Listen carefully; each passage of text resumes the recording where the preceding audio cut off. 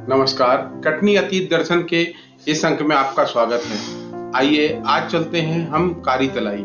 कारी तलाई कटनी से लगभग 50 किलोमीटर दूर है और वर्तमान में इस स्थान का जो प्रसिद्धि का प्रमुख कारण है वह है यहाँ की विष्णु वाराह की विश्व प्रसिद्ध मूर्ति, जो कि 2 पैरों पर खड़ी हुई है और एशिया की दूसरे नंबर की सबसे बड़ी मूर्ति है। इसे 5वीं शताब्दी में राजा लक्ष्मण राज के मंत्री सोमेश्वर भट्ट जी ने इसको बनवाया था।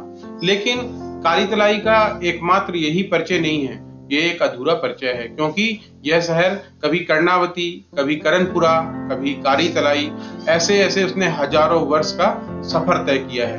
यह एक बहुत विशाल शहर रहा है और मूर्ति कला का एक प्रसिद्ध केंद्र भी था, क्योंकि यहाँ सैकड़ों की मात्रा में, लाखों की मात्रा में मूर्तियां और उनके टुकड़े यहाँ पर आज भी चारों तरफ बिखरे पड़े हैं। यहाँ की जो अच्छी अच्छी मूर्तियां थी, बड़ी बड़ी मूर्तियां थी और जिनकी बहुत कद्र थी, वो सारी मूर्तियां बड़े बड़े संग्रहालयों में, जैसे रायपुर, जबलपुर, ग्वालियर और अन्य संग्रहालयों में भर भर कर भेजी गई। वो संग्रहालय आज इन मूर्तियों से भरे पड़े हैं। हालांकि आज इस शहर में फिर भी बहुत कुछ बाकी है, जबकि इतनी मूर्तियां लोगों के मकानों में लग गई, स्कूलों में लग गई, पुलों में लग गई, फिर भी यहाँ पर कच्छ और मच्छ की एक मूर्ति है जो कि यहाँ के एक स्कूल में लगी हुई है और ये विशाल मूर्तियां हैं। कच्छ और मच्छ अगर देखा जाए तो भगवान विष्णु के ही अवतार हैं, जो कच्छप अवतार और मत्स्य अवतार का स्वरूप है।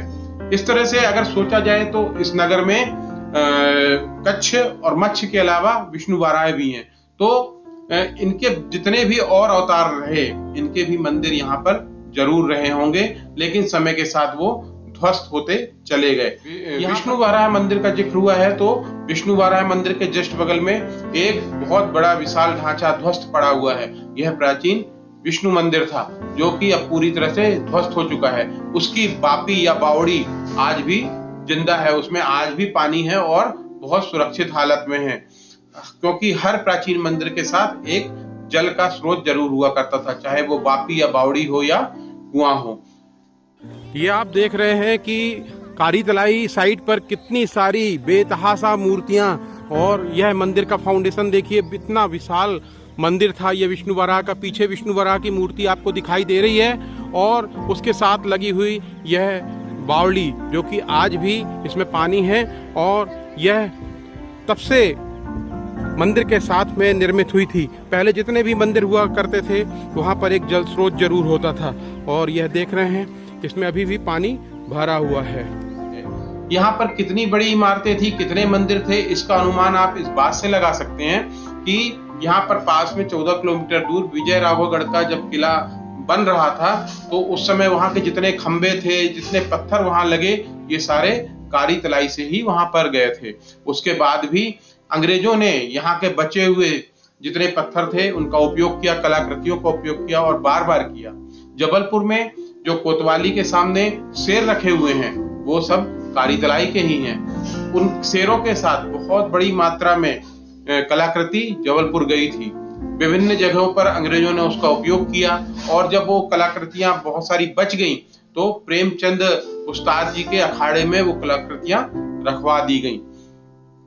आज जब हम देखते हैं कि हमारे शहर में ही उन कलाकृतियों को रखने के लिए कोई उचित मंच नहीं है, ना कारी तलाई में है, और वहां की मूर्तियां आज भी तालों में बंद पड़ी हुई हैं। इन सब घटनाओं के बाद भी आज भी कारी तलाई में फिर भी बहुत कुछ बचा हुआ। विष्णु वाराह की मूर्ति तो है ही। यहाँ पर विष्णु वाराह के मंदिर के नीचे एक कमरा था, उसमें एक संदूक मिला हुआ था, उसमें एक ताम्रपत्र मिला था। वह ताम्रपत्र आजकल संग्रहालय में है, लेकिन उस ताम्रपत्र के आधार पर इस क्षेत्र की पहचान हुई, यहाँ के वैभव की पहचान हुई। जो भी ध्वस्त इमारतें हैं उससे यहाँ पर कई मंदिर और घर तामीर हुए, लेकिन उसमें एक मंदिर की दीवार पर एक बड़ा शिलालेख, बहुत महत्वपूर्ण शिलालेख लगा हुआ है, जिससे ये मालूम चलता है कि ये इधर पर किसने मंदिर बनवाए, कौन राजा था, और अन्य चीजें भी उस शिलालेख से मालूम चलती हैं। आज हमारा सारा वैभव हम अपने जिले में नहीं देख पा रहे हैं, उस नगर में नहीं देख पा रहे हैं, क्योंकि वहां पर आज भी ढेरों मूर्तियां तालों में बंद हैं। और हम सारे शहरवासी अगर प्रयास करें तो वो भी आजादी की खुली हवा में सांस ले पाएंगी और हम उनको एक उचित प्लेटफॉर्म दे पाएंगे ताकि उनको वहां पर प्रदर्शित किया जा सके। और इसी आकांक्षा और उम्मीद के साथ हम आज विदा लेते हैं और अगले अंक में मिलेंगे कटनी के प्राचीन हाथी बाजार में। तब तक के लिए नमस्कार।